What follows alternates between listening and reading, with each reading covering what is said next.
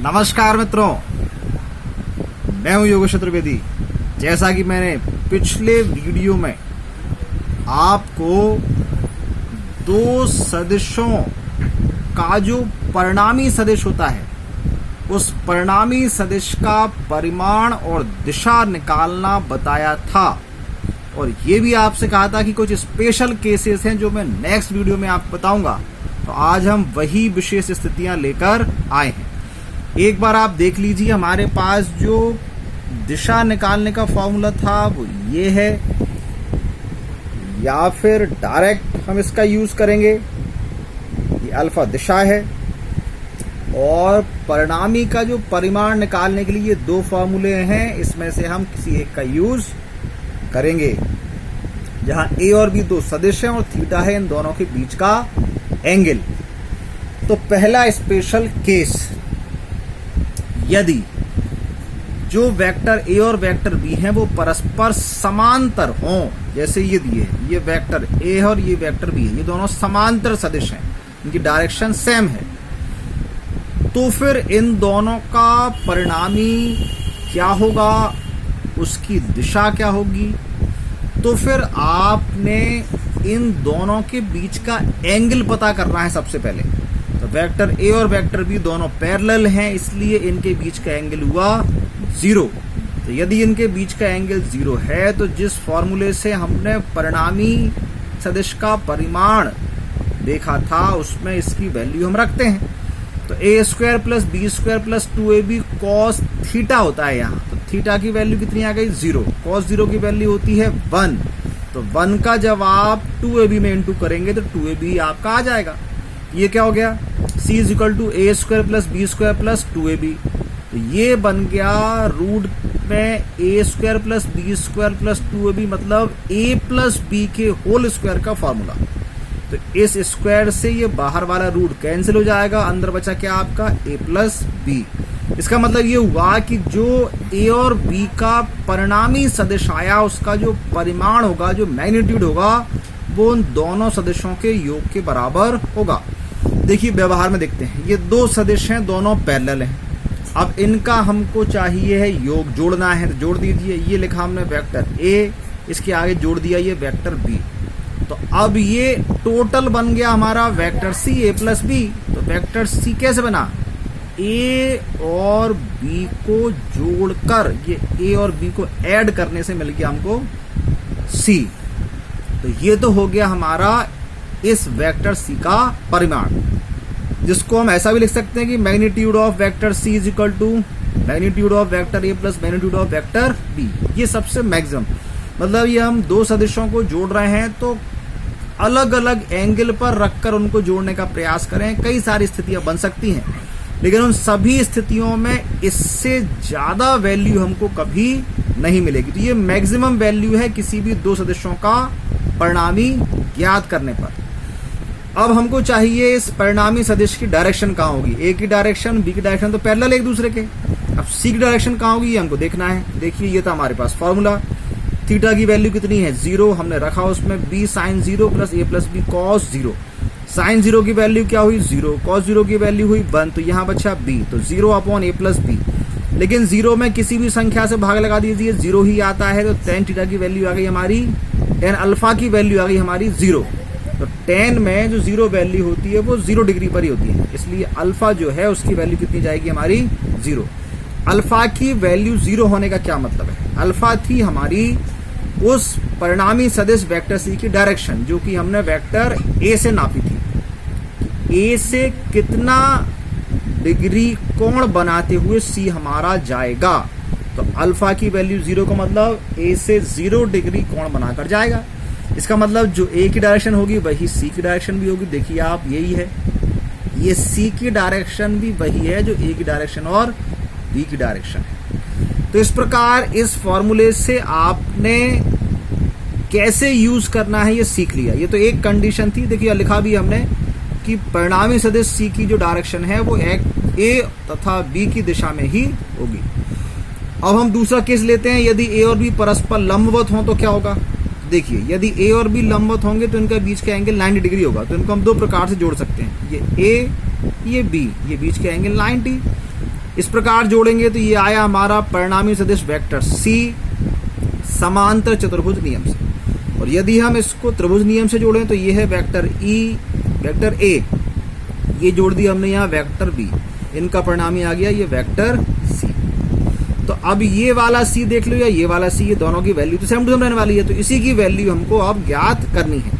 तो फिर उसी फॉर्मूले हमने वैल्यू रखी थीटा की 90, यदि ए और बी परस्पर लंबवत है तो उनके बीच का एंगल कितना होता है 90 डिग्री। तो cos 90 की वैल्यू होगी 0, 0 का 2ab में इंटू करोगे ये 0 हो जाएगा, बचेगा केवल क्या a square plus B square. तो c की वैल्यू आ गई under root a square plus B square. याद करिए यही पाइथागोरस थ्योरम होती है जिसमें ये आपकी कर्ण भुजा है, तो कर्ण का वर्ग इन दोनों भुजाओं के वर्गों के योग के बराबर होता है। तो c की वैल्यू क्या होगी under root a square plus B square. देखिए यही हमने यहाँ पर ज्ञात किया है।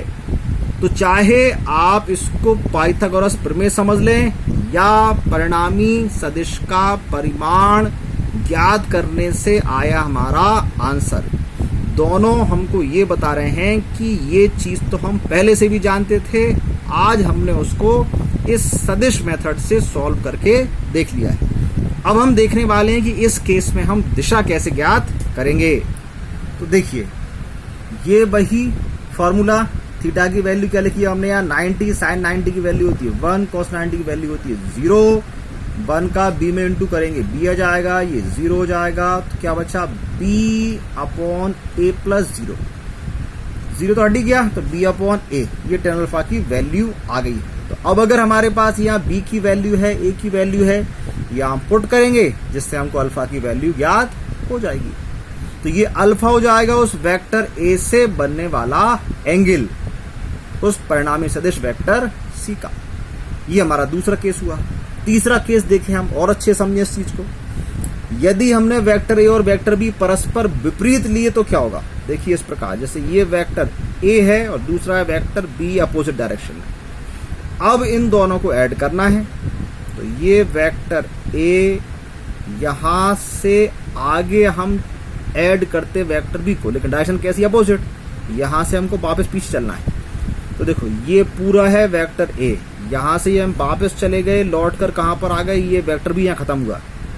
तो अब ये जो बच गया है, हम यहाँ आ गए हैं, तो ये कितना बचा है, हम सिंपल गणित में देखें, अगर ये पूरा है A, वापस कितना चले गए हम B, तो कितना बचा हमारा A माइनस B, यही बचा ना, ऐसे ही होगा ना। हाँ, तो यही तो ये है, यदि सदिश हमारे विपरीत होते हैं तो विपरीत सदिश का जो परिणामी है वो घटाकर हम निकाल रहे हैं, है ना।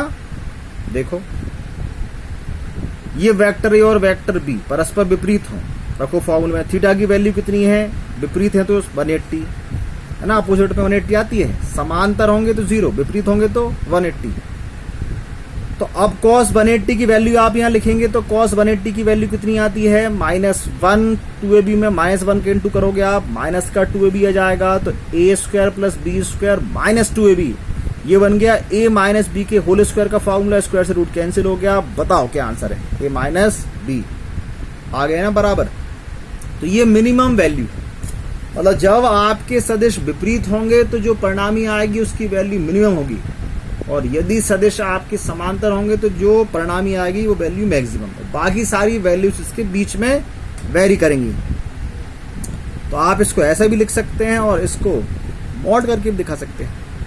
अब इसकी डायरेक्शन कहाँ होगी, देखिए ये वही अल्फा वाला फॉर्मूला, ये लिखा हमने 180, यहाँ पर थीटा की वैल्यू 180, साइन 180 की वैल्यू हो गई 0, cos 180 की वैल्यू -1, ऊपर आ गया 0, नीचे हो गया a माइनस बी। 0 में किसी भी संख्या से डिवाइड कर दो, 0 ही आना है, तो अल्फा की वैल्यू कितनी आ गई 0, क्योंकि tan में 0 वैल्यू 0 डिग्री पर ही होती है। तो अल्फा की वैल्यू 0 होने का मतलब ये जो अल्फा है ये उस वेक्टर C का वेक्टर A की दिशा से बनने वाला एंगल था। तो वेक्टर A की दिशा ये इस डायरेक्शन में है और इसकी दिशा से बनने वाला एंगल 0, मतलब इसी की दिशा में। तो ये जो परिणामी जा रहा है ये इसी की दिशा में ही तो है। तो अब आप समझ गए हैं कि ये जो फॉर्मूले हमारे पास हैं, इस फॉर्मूले से हम कैसे भी केस को सॉल्व कर सकते हैं, बस हमको थीटा की वैल्यू पता होना चाहिए। तो तो अब आप अपने मन से और कई सारे एंगल इसमें रखें, कई सारे फॉर्मूले और डेवलप कर लें आप, और इस फॉर्मूले की प्रैक्टिस कर लीजिए। आपकी बुक में कुछ न्यूमेरिकल भी होंगे, उनको भी आप सॉल्व करके देखें, तो आपको इस फॉर्मूले पर काम करना और अच्छे से आ जाएगा। तो हम समझ गए हैं, यदि दो सदिश हमारे समांतर होंगे, लंबवत होंगे और विपरीत होंगे तो हम उसका परिणामी कैसे ज्ञात करेंगे। फिर मिलेंगे फ्रेंड्स किसी नए वीडियो में, किसी नए टॉपिक के साथ। तब तक आज के इस वीडियो लेक्चर के नोट्स तैयार कर लीजिए। ये जो विशेष स्थितियां हैं ये आप उसी टॉपिक के आगे बढ़ा लीजिए जिसमें हमने परिणामी का परिमाण और दिशा ज्ञात की है। बहुत मन लगाकर पढ़िए। नमस्कार।